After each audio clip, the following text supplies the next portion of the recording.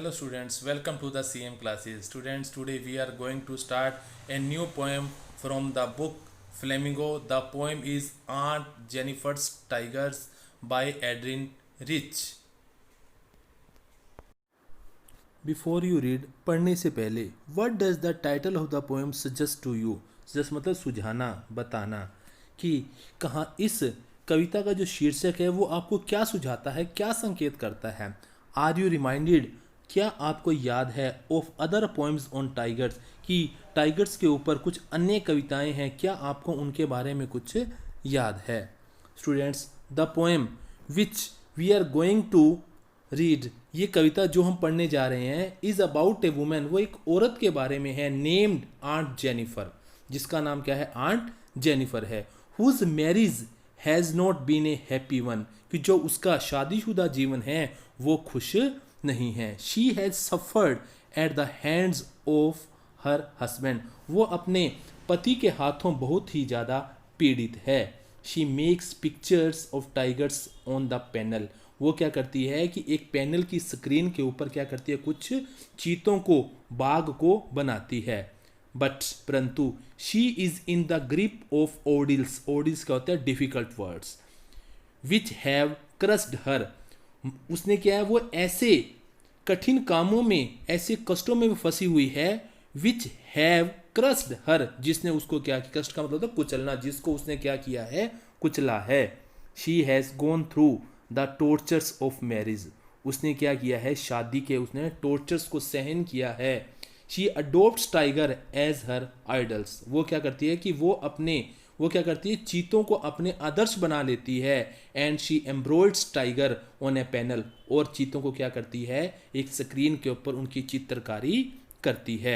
A tiger because, क्योंकि a tiger is a symbol of strength and freedom, क्योंकि जो शेर होते हैं वो शक्ति और आज़ादी का प्रतीक होते हैं. Let's start the point.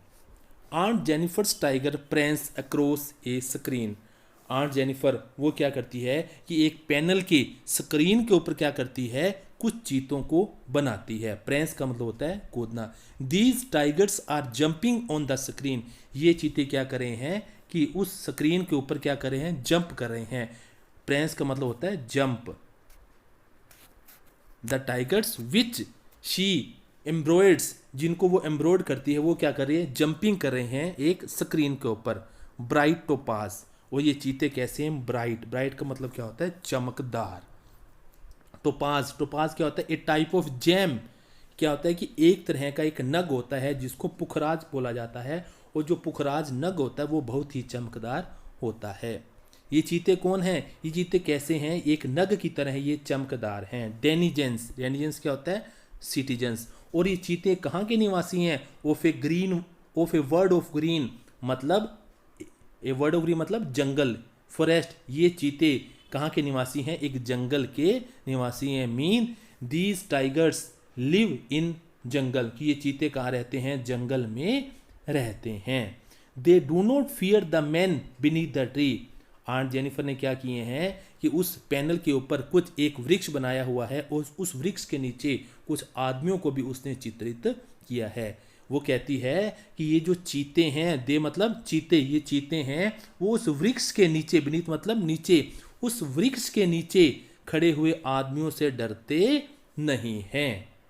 They pace, pace का मतलब क्या होता है, चलना, आराम से चलना. इन स्लीक, शान से. शिवरिक, शिवली का मतलब होता है ब्रेव एंड रिस्पेक्टफुली, सर्टेनली. और ये चीते बड़े सम्मान के साथ, बड़े रिस्पेक्ट के साथ और बड़ी बहादुरी के साथ क्या करते हैं, वहां पर विचरते हैं, मतलब चलते हैं.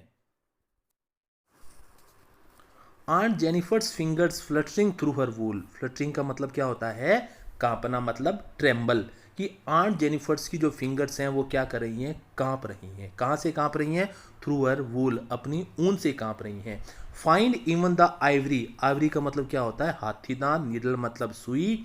हार्ड मतलब मुश्किल. पुल मतलब खींचना.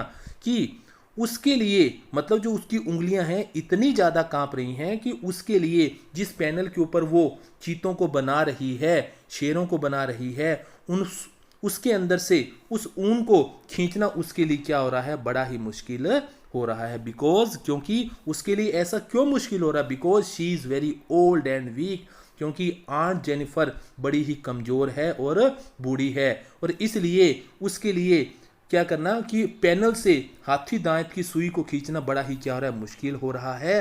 सो हर फिंगर्स आर ट्रेमलिंग, इसलिए जो उसकी उंगलियां हैं वो कांप रही हैं। द मैसिव, मैसिव का मतलब क्या होता है, भारी। Weight of uncle's wedding band at the time of their marriage, उनकी शादी के समय अंकल ने उसे क्या गिफ्ट में दिया था, शादी के समय एक बैंड दिया था, एक कड़ा उपहार में दिया था। और जो वो कड़ा है वो क्या है, सीड्स पड़ा हुआ है हैवीली, भार के रूप में, अपॉन आंट जेनिफर्स हैंड, और वो कड़ा आंट जेनिफर के हाथों के ऊपर एक भार के रूप में बैठा हुआ है। अर्थात कि जो आंट है वो अपने शादी संबंधी जो कर्तव्यों के अंदर वो बंधी हुई है, उसके हाथ सारे बंधे हुए हैं। जो उसकी लाइफ है वो कैसी है, एक दास्तापूर्ण, एक स्लेवरी का जीवन वो व्यतीत कर रही है। मतलब ये हुआ कि जो आंट जेनिफर का जो जीवन है वो अपने पति के हाथों काफ़ी ज़्यादा नियंत्रित है। When aunt is dead mean कि जब आंट की मृत्यु होगी, यहाँ आंट कौन है, आंट जेनिफर है। जब आंट की मृत्यु होगी, हर टेरिफाइड हैंड्स, टेरिफाइड का मतलब होता है फ्राइटन, मतलब भयभीत, डरपोक, हैंड्स विल लाई, जब आंट की मृत्यु होगी तो क्या होगा, उसके हाथ बाहर पड़े होंगे। स्टिल रिंग्ड, रिंग का मतलब होता है घिरे होंगे, रिंग्ड बाय मतलब सराउंडेड बाय, वो घिरे होंगे। विद ओडिल्स, ओडिल्स का मतलब होता है difficult works, painful works. She was mastered bye, mastered का मतलब होता है घिरे होना, ओवर पावर्ड मतलब नियंत्रित होना। कि जब आंट जेनिफर की मृत्यु होगी तो उसकी मौत के बाद जो उसके भयानक हाथ होंगे वो पड़े होंगे, और उसके भयानक हाथ उन कठिन कामों को बताएंगे जिसके द्वारा आंट जेनिफर घिरी हुई थी। और वह कठिन काम उसे करने के लिए कौन कहता था, उसका पति कहता था। मतलब आंट जेनिफर की जो रोज़मर्रा की जो दैनिक क्रियाएं हैं वो तब भी उसका साथ नहीं छोड़ेंगी जब वो मर भी जाएंगी।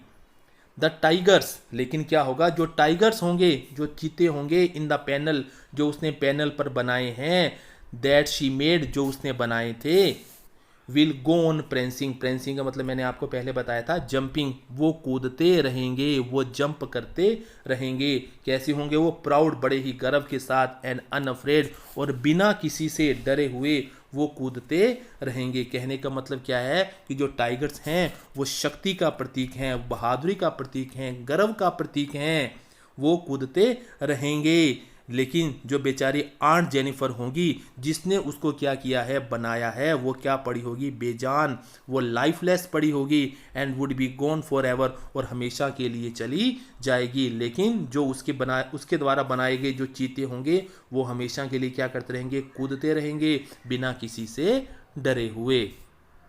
Well students, now the poem has been completed. Now we will meet in our next lecture with some new topic. Till then, goodbye, stay home, stay safe, stay healthy. Jai Hind.